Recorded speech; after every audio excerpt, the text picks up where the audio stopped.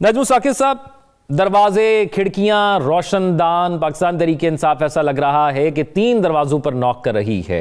Establishment, government और फिर United states of America, जहां पर तब्दीली आ रही है, सदर उनके नए आ रहे हैं। आपको क्या लगता है किस दरवाजे पर लिखा है कि अंदर आ जाओ और किस पे लिखा है डू नॉट डिस्टर्ब? देखिए, एक चौथा दरवाजा भी है। आपने 3 दरवाजे गिनवाए ना, एक तो मुल्क से बाहर, दूसरा इस्टेब्लिशमेंट का और तीसरा हुकूमत का।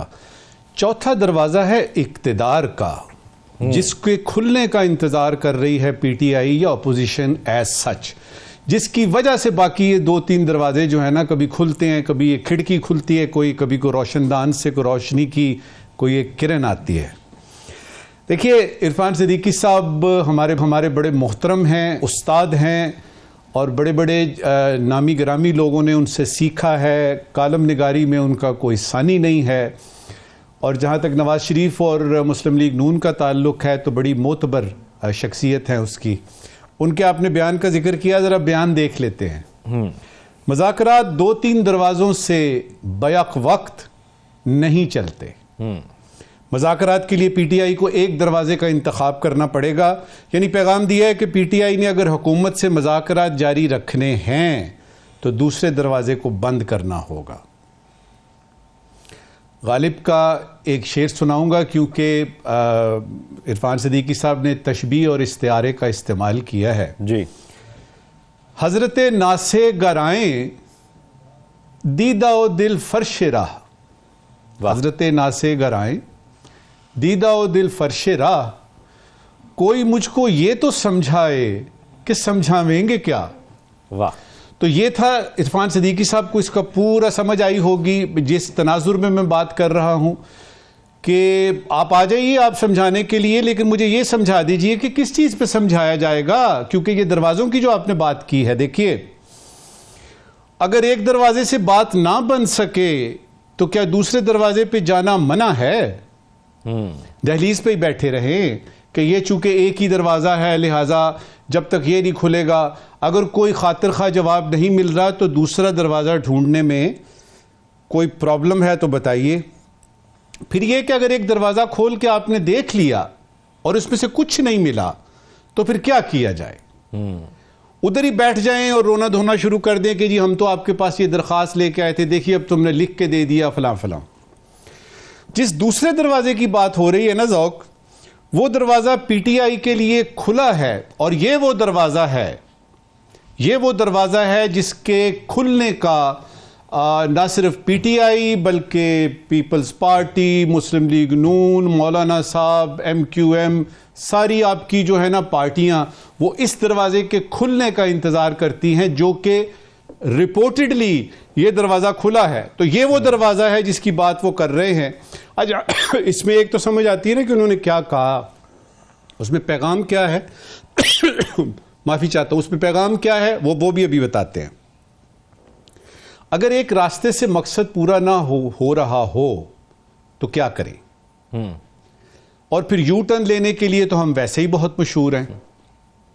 और फिर यह है कि हम तो, हमारे सामने चूंकि वो चौथा दरवाजा है, हमने किसी तरीके से इक्तिदार में वापस आना है, उस दरवाजे को खोलना है।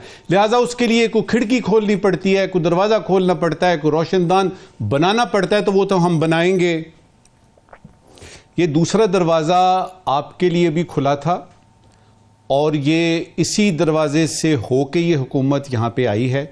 ये जबान ज़दे आम है, ये सबको पता है। असल चीज क्या है? असल चीज ये है कि दरवाजा खोलने वालों ने क्या वाकई दरवाजा खोल दिया है? ये उस दरवाजे की बात हो रही है जिसका आपने पहले जिक्र किया। क्या उन्होंने वाकई खोल दिया है कि आ जाइए, आप खुशामदीद कहते हैं आपको? और सबसे बढ़ के कि इसका ये जो दरवाजे के अंदर आके होना, देखे ना, हमें पता लगा कि अली मीन गंडापुर साहब और ये जो आपके यानी गौहर नायाब हैं, इनकी मुलाकात हुई है और उसको मान भी लिया गया है, तस्लीम भी कर लिया गया है कि हाँ ये मुलाकात हुई है, जिससे कि खलबली मची हुकूमत के हलकों में, जिससे कि एक पैनिक सा फैला कि ये पता नहीं कहीं ये सारे जो हैं ये उल्टे बांस बरेली को ना आ जाएं। तो अब होगा क्या? यहां पे आके अपनी बात मैं ख़त्म करूंगा कि इस दरवाजे से अभी मेरे अपने तज्जिए के मुताबिक सिर्फ थोड़ा सा यानी यूँ समझिए कि खोला गया है, पूरी तरह से ये नहीं जाहिर हो रहा कि अंदर जाएंगे तो आगे जाके कोई सोफ़ा मिलेगा बैठने के लिए, कोई कुर्सी मिलेगी या वहीं खड़े होकर बात करनी पड़ेगी। तो इस पे मैं अपनी बात ख़त्म करता हूं कि खातिर जमा रखते हैं हम भी, पीटीआई वाले भी, क्योंकि ये जो मुज़ाकरात आप जिनकी बात कर रहे हैं ना, ये जो हो रहे हैं, जो स्पीकर साहब ने दरवाजे खोल दिए अपने, आए जी मेरा दफ्तर हाजिर है, इसको तो हम पहले ही कह चुके कि ये 0 ज़रब 0 बराबर 0 है। वो जो बीच में हो रहे थे मुज़ाकरात, वो जो पसे पर्दा मुज़ाकरात हो रहे हैं, उनका इस दरवाजे से ताल्लुक है। ठीक है। इस वक्त की आखिरी बात कि इरफान सिद्दीकी साहब हमारे मोहतरम असल में कह क्या रहे हैं। मेरे तज्जिए के मुताबिक उन्होंने पीटीआई को, तखातुब तो उनका पीटीआई है कि भाई एक दरवाज़ा इस्तेमाल करें, लेकिन ये एक शिकायत है, ये एक उस शिकायत है उस दरवाजे को जो उनके पीटीआई के लिए खुला है, और मुस्लिम लीग नून को बहैसियत मजमूई और इरफान सिद्दीकी साहब को इस दरवाजे के खुलने से कई किस्म के खौफ अंदर आते नज़र आ रहे हैं। ये है उनकी शिकायत जो कि उन्होंने अपने पैगाम में कल हम सबको दी। कहा जाता है और है भी कि डोनाल्ड ट्रंप सरमायाकार हैं, बिजनेसमैन हैं, वो चीज़ों को मुख्तलिफ तरीके से देखते हैं। अब जो तमाम नज़रें हैं वो कल जब वो सदर का हलफ उठा लेंगे तो उसके बाद उनकी स्पीच में क्या कुछ होगा उस पर है कि प्रायोरिटी क्या है। तो क्या हो सकती है मुमकिन तौर पर उनकी प्रायोरिटीज़? सबसे पहले तो ये देख लीजिए कि ये किस शख्स की हम बात कर रहे हैं, फिर ये देख लेते हैं कि वो क्या बात कर रहे हैं, और फिर आखिर में ये देख लेते हैं कि वो बातें पूरी भी होंगी कि नहीं। इतनी तादाद में इतने ज़्यादा दावे तारीख में नहीं किसी ने किए होंगे। आपके अमेरिका की तारीख उठा के देख लीजिए, किसी ने इस तरह के दावे इतने वाशगाफ अल्फाज में नहीं किए, और किसी ने ये नहीं किया कि आदमी डराता तो है ना दुश्मनों को, अपने दोस्तों को भी डरा दिया उन्होंने। यानी पूरी की पूरी दुनिया सहमी हुई है, ये वो सदर है, अभी उसने हल्फ नहीं लिया।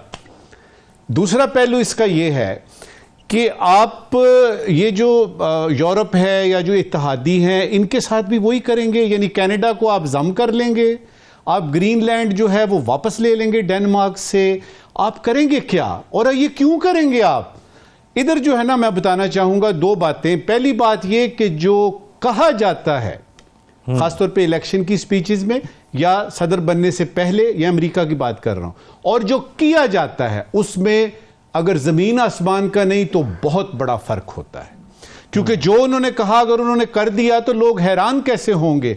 सियासतदान हैरान करना चाहता है, सियासतदान एक प्लेजेंट सरप्राइज देना चाहता है। तो अगर इन्होंने ये सारा कुछ कर लिया तो दुनिया किस तरह से, अमरीकी खुद जो है वो कहेंगे अच्छा जी। दूसरा इसका पहलू ये है कि अगर ये वाकई वो कर लेते हैं जो कुछ भी ये कह रहे हैं कि मुल्क में ये करूंगा, मुल्क से बाहर ये करूंगा, फलां फलां फलां, क्या कर लेंगे? ये है उसका तीसरा पहलू। उसमें मैं बताना चाहूंगा, ठीक है कि अमेरिका दुनिया के तमाम ममालिक का हमसाया है, ठीक है कि अमेरिका जो है वो दुनिया की इस वक्त तक as we speak super power है और उसकी बात मानी जाती है। यानी जो मर्जी हो जाए, अमेरिका ने अगर मनवाना है तो उसने मनवाना है। ठीक है कि वो इजराइल जो है वो इस वक्त जो कुछ कर रहा है, यानी मिडल ईस्ट में, वो उसके बिहाफ पे कर रहा है और उनसे इजाज़त लेके कर रहा है और उनकी मर्जी के मुताबिक कर रहा है। लेकिन अमेरिका का सिस्टम अगर आपको पता है तो आपको ये पता है कि उसमें सिर्फ सदर ही नहीं होता, उसमें इदारे हैं, उसमें आपका डीप स्टेट है, उसमें आपका CIA है, उसमें आपके बिजनेस टाइकून्स हैं, उसमें आपके बिजनेसेस हैं, जिसमें आपका ये आता है यानी फार्मास्यूटिकल का बिजनेस है, उसमें ये जो आर्म्स और आर्सेनल बनाने वाले हैं, ये बड़े बड़े स्टेक होल्डर्स हैं। और सबसे बढ़ के कि अमेरिका में जो अवाम है वो अवेयर है और वो पूछती है और वो अकाउंटेबल ठहराती है और वो कहेगी कि ये आप क्यों कर रहे हैं। अब मुझे सिर्फ ये बता दीजिएगा कि क्या चाइना कंटेनमेंट की पॉलिसी बदल देंगे डोनाल्ड ट्रंप?